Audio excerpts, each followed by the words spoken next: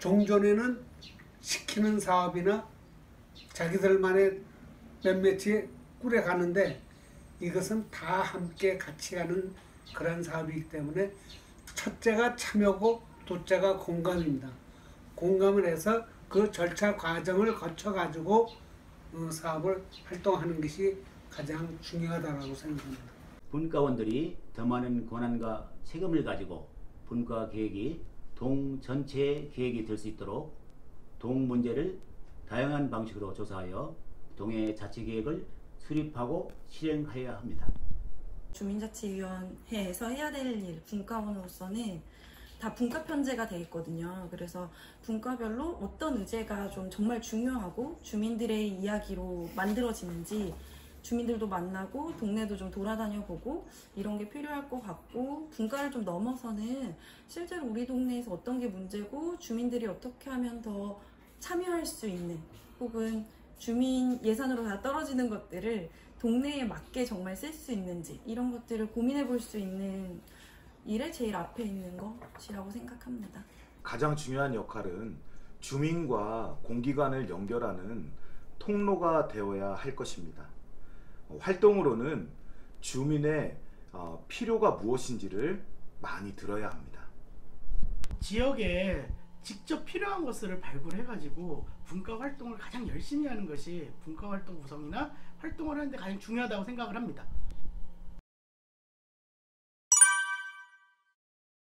네, 안녕하십니까 시청자 여러분. 주민자치를 여러분과 함께 여러 가지 문제들을 묻고 답하고 해결하는 주민자치TV의 김일식입니다. 반갑습니다.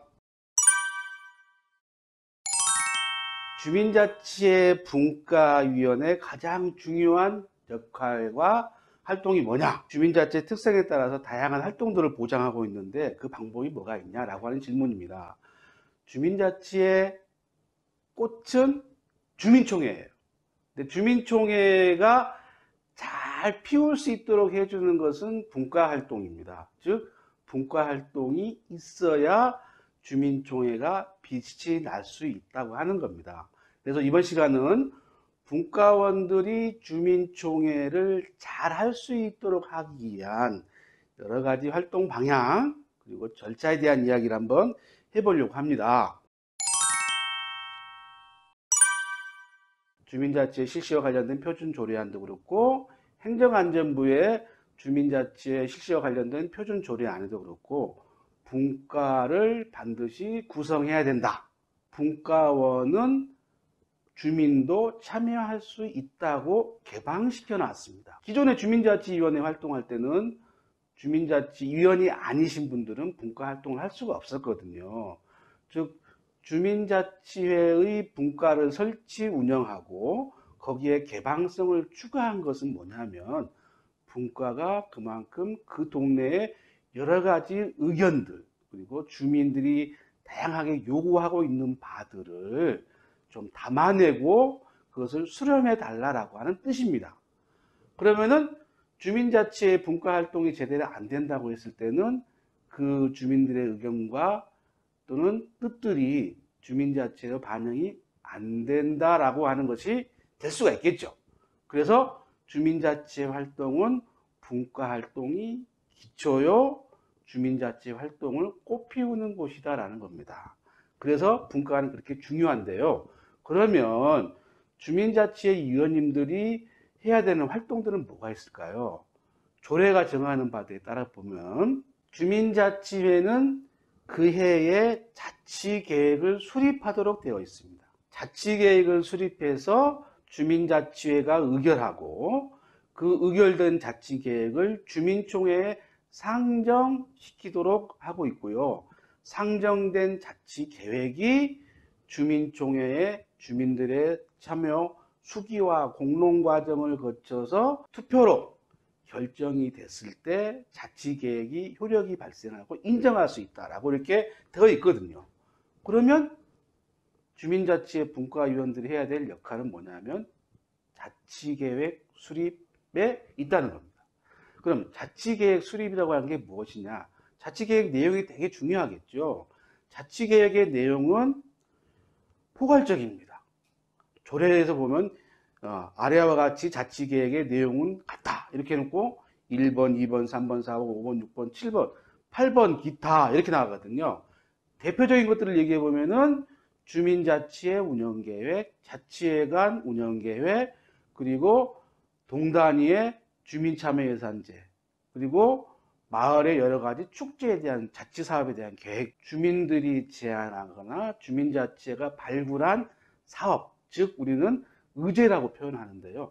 그 의제가 적정한 건지 아닌지를 잘 판단해서 사업 계획으로 만드는 것, 분과가 해야 되는 거죠.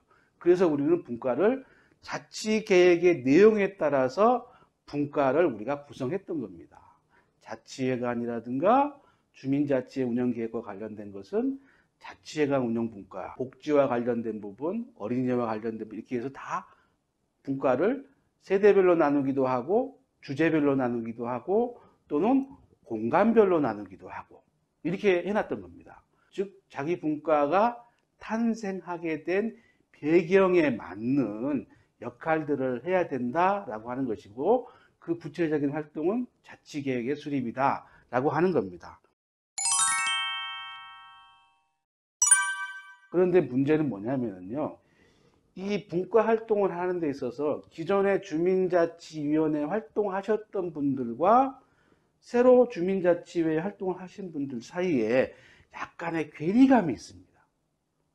그 괴리감이라고 하는 것은 주민자치위원회가 갖고 있었던 성격에서 비롯되는 것이고요. 또 주민자치회 분과활동이 활성화되어야 된다고 생각하는 것은 주민자치회가 해야 될 역할과 관련되어 있는 것들입니다.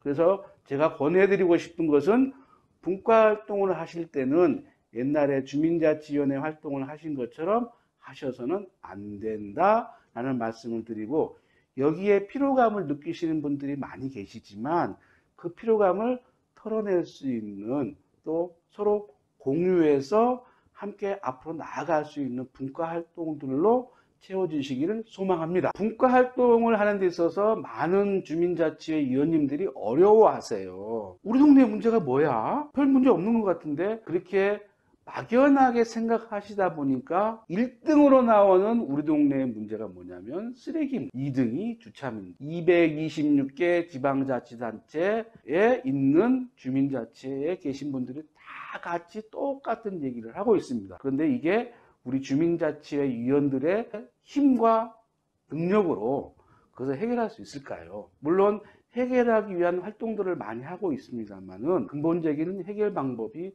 현재로서는 많이 접근이 어렵다라고 판단을 하고 있습니다. 그런 것이 아닌, 우리 그런 말 있잖아요. 소소하게 행복을 추구하는 소확행의 사람들, 즉 우리 동네 단위에서 조그마한 문제들을 주민자치회가 해결하기 위해서 가져오고, 그것을 해결한 다음에 그것을 여러 주민들이 함께 나눴을 때 가져오는 행복, 여기서부터 분과활동의 의제를, 즉 분과활동의 사업을 찾으셔야 됩니다.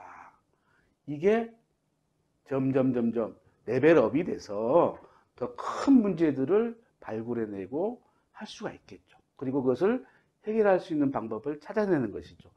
당장 그 문제를 해결할 수 있는 방법이 앞에 주어졌다 해도 주민자치회 분과원들이 그거를 다 할 수는 없어요. 그래서 저는 분과활동에서 제일 중요한 것은 문제를 발굴하는 것이지 해결하는 것은 아니다라고 생각을 하고, 해결에 있어서는 주체는 주민자치회도 될 수 있지만 협력으로 행정도 될 수 있고요, 전문기관도 될 수 있습니다. 그런데 우리 동네에 살고 있는 주민자치회 위원님들이 우리 동네를 가장 잘 알고 있기 때문에 문제를 발굴하는 데서 가장 적격한 사람들이다라고 하는 판단이 있기 때문에 분과활동에 있어서 동네의 문제를 발굴하는데 제일 더 중요한 역할을 딱 저는 방점을 찍고 싶습니다. 그러면 이 문제를 발굴하는 과정을 어떻게 하는지 오른쪽에 나와 있는 차트를 보면서 제가 한번 설명을 드리도록 하겠습니다. 자, 처음에 동별로 기초적인 자료들을 좀 수집했으면 좋겠다라고 하는 겁니다. 제가 이렇게 얘기를 하니까 어떤 한 분이 하시는 말씀, 내가 우리 동네에 50년을 살았으니까 내가 우리 동네를 제일 잘 알아. 그러니까 너는 아는 척도 하지 마. 이러더라고요. 그래서 제가 다시 물었어요. 인구가 몇 명입니까? 라고 그러니까 2만 명 조금 넘는데요. 오, 대단하신 분입니다. 그래서 제가 다시 한번 또 물었어요. 혹시 그러면 초등학생, 중학생, 고등학생, 그 이하, 고등학생 이하의 연령은 얼마나 되신 줄 아세요? 또는 65세 이상의 노인분들이 얼마나 되는지 아세요? 이렇게 물어보니까 그거는 잘 모르겠네라는 거죠. 그러니까 주민자치위원님은 조금 과한 역할일지 모르지만 그런 기초 자료를 확보하고 해석을 해서 주민자치 사업의 자치계획에 반영할 필요가 있다. 이것이 동별 기초자료 조사 및 이해의 단계입니다. 자, 이 단계를 지나면 뭐가 있냐면요. 구체적으로 그 자료를 이해하고 한번 동네를 돌아봐야 됩니다. 동네를 돌아다니면서 우리 그런 말 있잖아요. 뭘 알고 보면 새롭게 보인다고. 즉 마찬가지로 동네도 정확한 통계 자료라든가 역사 자료 또는 여러 가지 자연환경 자료를 보고 알고 보면 새로운 모습이 보이거든요. 그래서 기초자료 분석, 그 다음에 그 자료를 통해서 동네를 도는 동네 한 바퀴, 즉 문제를 발굴하고 좋은 것들을 발견하는 그런 단계가 두 번째 단계가 되겠습니다. 그럼 세 번째 단계는 뭐냐? 세 번째 단계는 1차, 2차를 통해서 나온 여러 가지 주제들이 있을 거예요. 아이고 여기는 정말 어려워. 이건 좀 바꿔야 돼. 아니 여기는 정말 좋은 거야. 그런데 사람들이 이걸 훼손하고 있네. 이런 식으로 보존할 것과 개선할 것 또는 그것이 어떤 문제가 있는지를 짚어볼 것 또는 주민들이 어떤 요구를 하고 있는지가 나올 겁니다. 그걸 과정을 통해서 동네 한 바퀴에서 나온 여러 가지 의제를 한번 분류해 보는 거예요. 분류라고 하는 것은 분과별로 가져가야 될 사업들을 한번 이렇게 나눠보는 과정이 3단계가 되겠습니다. 그런 다음에 이제 분류되어 있는 그런 사업들을 한번 검토해 보는 거죠. 이게 정말 필요한 거냐? 그럴 때 여러 가지 것들을 정할 때 이야기도 할 수 있고 스티커로 투표도 할 수도 있고 또는 브레인스토밍 같은 것도 할 수도 있고요. 그렇게 해서 의제를 발굴하는 겁니다. 그럼 내가 예를 들어서 시흥사동의 새싹문화분과 얘기를 한번 들어볼게요. 새싹문화분과가 한올중학교라든가 신흥초등학교에 학생들이 많은 것들을 요구하고 있었어요. 특히 탑블레이드 대회, 팽이 대회 같은 거. 초등학생들은 되게 좋아하고 이 과정을 겪은 중학생들한테 심판을 보게 하고 이렇게 학생들의 어떤 요구를 새싹문화분과가 받고 이것을 사업으로 계획하는 것이 바로 네 번째 단계입니다. 그리고 계획이 수립됐으면 이제 이 계획을 이쪽 분과 A라는 분과 B라는 분과 C라는 분과들이 다 사업계획이 올라오면 어떤 것을 자치계획으로 확정할 건지에 대한 부분이 있는데요. 그것을 네 번째로 우리가 조정 또는 합의, 협의 이런 분과예요. 조정과 협의 과정이 거치고 나서 다섯 번째 단계로는 우리에게 주어져 있는 과제를 구체적으로 사업계획으로 작성하는 과정. 이때는 이제 분과장님이라든가 분과간사라든가 또는 지원관 또는 주민자치를 지원하고는 행정과 함께 법적으로 타당한지 안 한지 이것은 어떤 사업에 근거를 해야 되는 건지 즉 조례에 근거가 있는지 법령에 근거가 있는지 따져서 주민자치가 할 수 있는 토대를 만들어주는 것이 바로 다섯 번째 단계입니다. 이게 이제 분과활동의 우리가 과정이라고 생각이 들고요. 그 과정 속에서 나온 결과물이 주민자치의 정기회의에 상정되고 통과되면 총회로 반영된다라는 겁니다. 다시 말씀드리지만 분과가 해야 될 가장 중요한 역할은 우리 동네의 여러 가지 문제들, 장단점, 그리고 해야 될 일들을 발굴하는 데 있다. 그리고 그것이 분과활동의 가장 핵심이다. 실행과 관련해서는 우리 분과 말고도 여러 도움을 받는 기관들이 있다라고 하는 측면에서 분과활동의 제일 중요한 역할은 문제를 발굴하고 정리하고 계획하는 데 있다라고 말씀을 드리면서 마치도록 하겠습니다. 여러분 들어주셔서 고맙습니다. 다음에 뵙겠습니다. 안녕.